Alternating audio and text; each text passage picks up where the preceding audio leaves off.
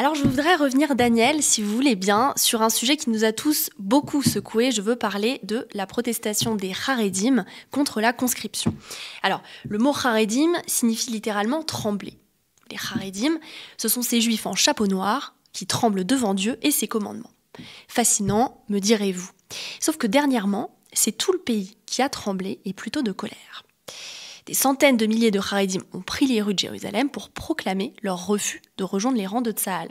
Pour eux, c'est l'étude de la Torah qui protège Israël, pas les soldats, pas le dôme de fer, l'étude et la prière.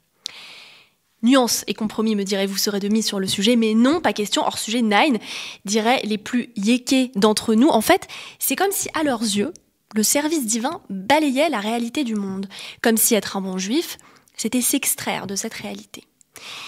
Et comme si, surtout, il suffisait d'être de bons juifs pour exister.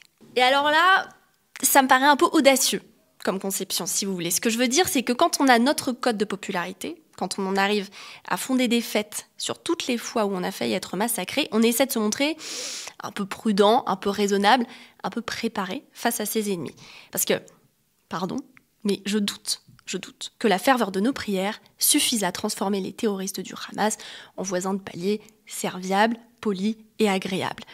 Cela étant dit, attention, loin de moi l'idée de dénigrer l'idée que la Torah soit au centre de la vie juive, chasvesh, comme diraient les plus jeunes de nos auditeurs. J'espère que non, Daniel, force est de reconnaître, et il est important de le mentionner, que les Haredim, Chassidim et autres groupes de gens accolants, entre autres, ont été les gardiens du livre au cours des siècles, et ils ont pour cela toute la gratitude du peuple juif. Mais quand, face à l'urgence nationale d'Israël, certains répondent « me voici » et d'autres « non merci », de façon d'ailleurs un petit peu moins polie parfois, ça devient intolérable.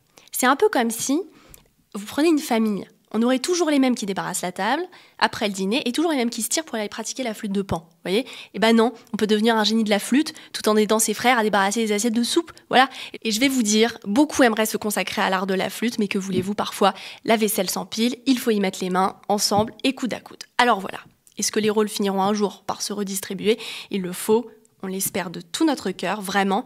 Et même si j'ose dire, on en tremble d'espérance.